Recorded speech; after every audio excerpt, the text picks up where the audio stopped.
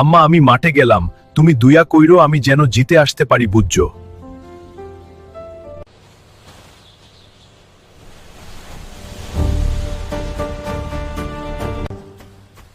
তোদের বাড়িতে কে যেন এসে আছে, লাল ড্রেস পরে আছে দেখলাম।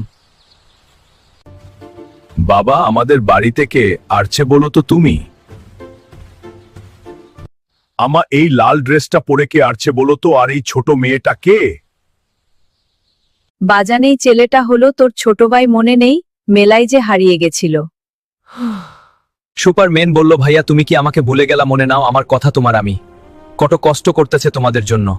না রে ভাই, তোর জন্য আমি কত কান্না করছি, তুই কই গেছিলি বলতো।